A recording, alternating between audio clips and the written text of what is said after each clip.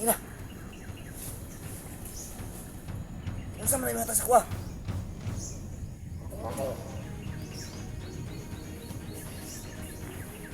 Sa mabuti yan o sa masama? Sa mabuti ito.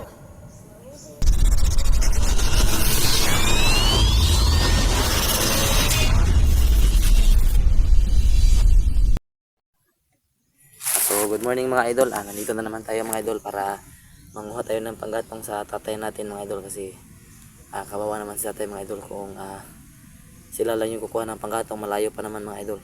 So baka magtaka kayo mga idol na puno ng mangga, yung maraming punong mangga dito mga idol. Yung usually kasi na mga ano bang tawag dito sa tinitirahan nila tatay mga idol, marami dito mga puno ng mangga dahil may mahal yung kilo ng mangga dito mga idol. Ito kasi yung mga mangga dito mga idol, isa din to sa mga pang-export sa ibang bansa mga idol dito sa aming tinitirahan ng tatay ko mga idol. Kasi mahal yung mangga. So manguha tayo ng, so ito lang yung daanan mga idol kasi aalis ako mga idol papunta sa unahan. Pero medyo kinakabahan ako sa mga mangga dito mga idol kasi parang may mga nakatira dito mga idol kasi matagal na itong mga mangga na ito mga idol. So sana samahan nyo ako mga idol sa aking pangunguha ng panggatong ngayon mga idol. So ito nga pala yung ita ko mga idol. So tara. So magpapasalamat ako sa lahat ng mga sumusuporta sa akin, lalong lalo na sa mga nakasunod sa aking mga video na to, nanonood mga idol. Maraming salamat sa inyo mga idol kasi hindi nyo ako kinalilimutan na bisitahin kada upload ko ng video mga idol. So sana mga idol hindi kayo magsawang panoorin yung bawat video ko mga idol.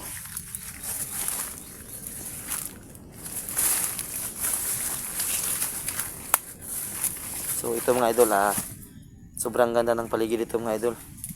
So magkatulad to sa daanan na dinaanan namin mga idol nung hinanap namin si Raya mga idol. Lahat kasi ng mga may punong mga idol magkatulad. Yung mga idol, mahanap tayo ng mga panggatong sa unahan doon kasi tayo makakakuan mga idol. Inom, sarap mga sarap. Ito na lang. Ano na wala mga idol. Ito na. Ito na.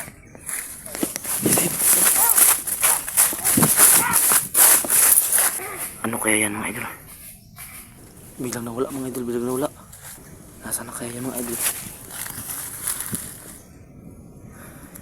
Ano kaya yan? Bakit nakaitim lahat yun? Parang dibindi. Ayan, ayan na, ayan na. Bigla namang nawala mga idol. Nasaan na kaya yun? Ayan na naman.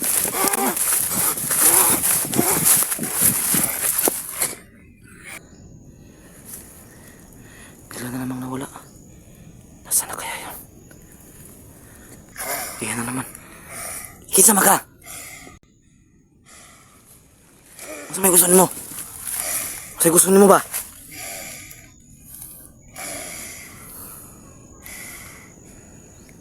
Masa gusto mo sa kwa? Ito mga idol. Saan ka nakatira? Ako na may mari ng kagubatang ito. Mayari na kagubatan. Masa may gusto mo sa kwa? Bakit ka pumasok dito? Bakit ka pumasok dito? Bakit? Mangunguha na ako ng panggatong. Tangin na nawala.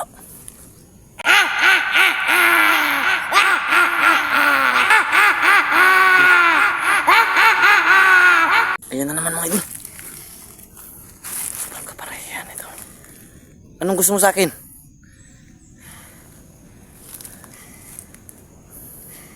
Anong kailangan mo?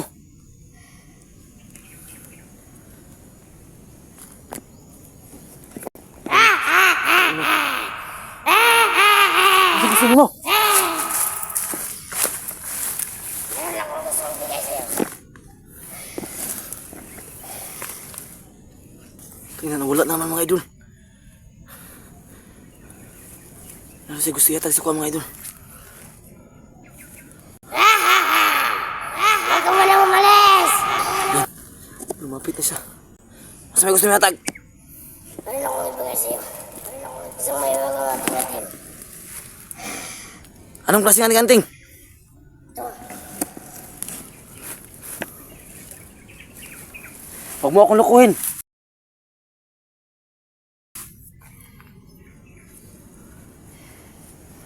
Para saan ang anting-anting na yan?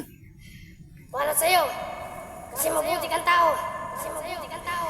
Kasi mabuti kang tao. Pero, may kondisyon ako. May kondisyon ako. Bawi pang sabay-sabay sa kahit ano. Sabay-sabay sa kahit ano. Sabay-sabay. Ano ang kapangyarihan ng anting-anting na yan? Tayo lang nakaalam. Tayo lang nakaalam. Alam mo ng kanting-kanting. Kanting. Putang ina, nawala na naman mga idol.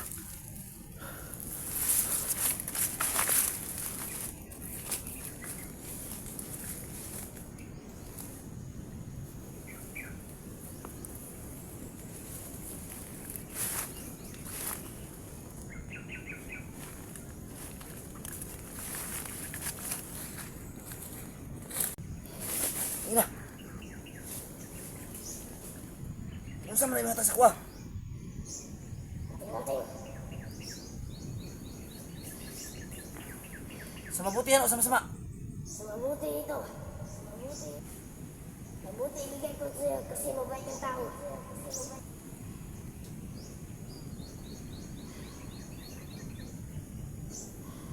Anong dalang kapangyarihan ito? Ang dalang kapangyarihan niya ay mabuti. Ay mabuti.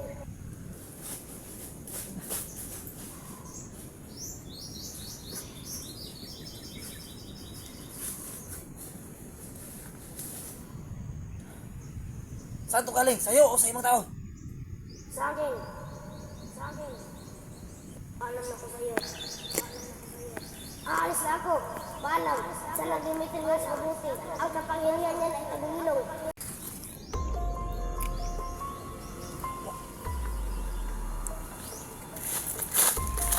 So yan mga idol. Umuha lang sana ako ng pangkatong pero may nakita akong isang maliit na tao mga idol. Hindi ko alam kung ano yung klaseng tao niya. Pero siyang binigay sa akin mga idol. Ito. Hindi ko alam kung para saan to mga idol.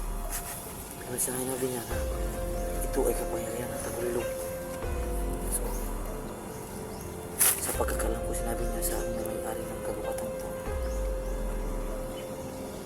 Sinabi rin niya na bibigyan niya ako ng kapangyarihan. Kasi siguro ito mga idol, ito ay anting-anting kabilang. Yan. Sabi niya gagamitin ko ito sa mabuti mga idol. Sobrang ganda mga idol, parang ito. So aalis na tayo mga idol. Sobrang bait ng taong yun. Yun mga idol. Umalis ako dun mga idol kasi natakot ako sa nangyari sa akin mga idol. Meron tayong nakitang isang taong nakaitim mga idol. Hindi ko alam kung tao yun mga idol o diwata ba yun sa kagubatan kasi meron siyang binigay sa akin mga idol. Ito mga idol.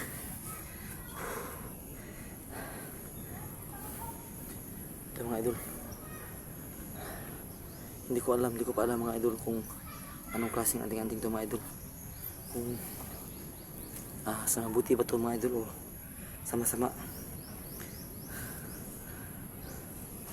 So sobrang takot yung kanina mga idol kasi akala ko kalaban yun mga idol kasi halos ang suot niya ay itim lahat mga idol. Akala ko tatapusin ako mga idol or kukunin ang aking kaluluwa kasi makapangyarihan siya mga idol, biglang nawala-wala.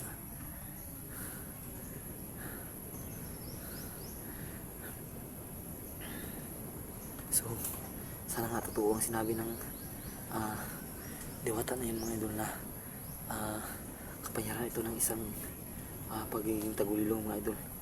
Hindi ko pa alam kung paano ito gamitin mga idol. Siguro ang mayalan nito si Simo or si 69 mga idol. So mahanap na tayo ng panghatong mga idol sa tatay at nanay ko mga idol. So ito mga idol Hindi ko talaga in-expect ngayon mga idol na magkakaroon ako nito mga idol. Ito. Hindi ko talaga in-expect to mga idol. Ano itong klaseng, hindi ko ano to. Pero, malalaman natin to mga idol kapag nakausap ko na sila 69 kung may kapangyarihan ba ito mga idol o wala.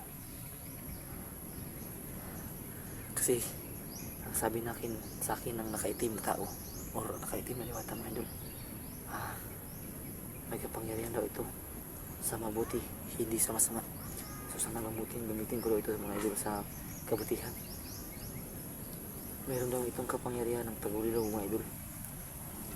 So sana matotoo mga idol para pag meron tayong nakalaban ng mga bandito,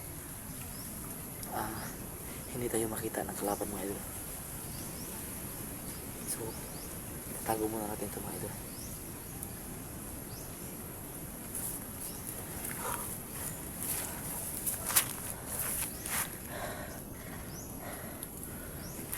Yan.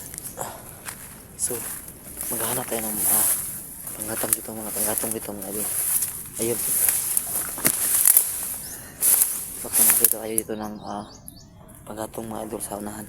Kasi sobrang dami ng yun may ay pumaputol ng kahoy mga idol. Tangina. Punta mga idol, makakalaban dyan mga idol. So alis muna tayo dyan. Huwag tayo magpunta dyan mga idol.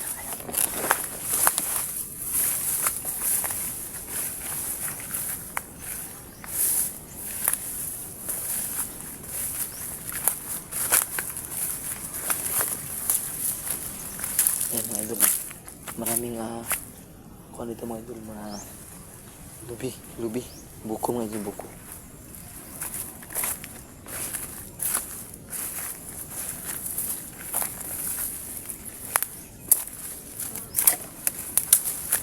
Yan ito may mga puno kayo dito mga idol, nakaputol mga buko doon.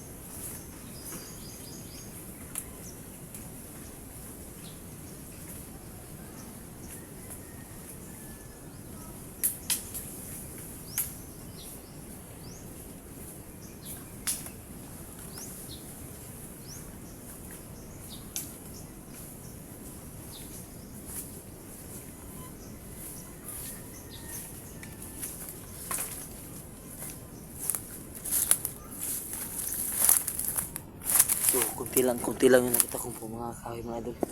So, maghanap pa tayo mga idol. Kasi hindi pa tayo masyadong may alam sa lugar dito mga idol. Ayan. Babalikan ko lang yan mamaya mga idol. Dito muna ako sa unahan mga idol. Hindi tayo babalik doon sa unahan kasi mukhang may tao doon kasi hindi natin alam kung anong klaseng tao yun mga idol. Mga kalaban ba din o hindi. So maghanap pa tayo dito sa unahan mga idol ng mga panggatong mga idol. Ayan.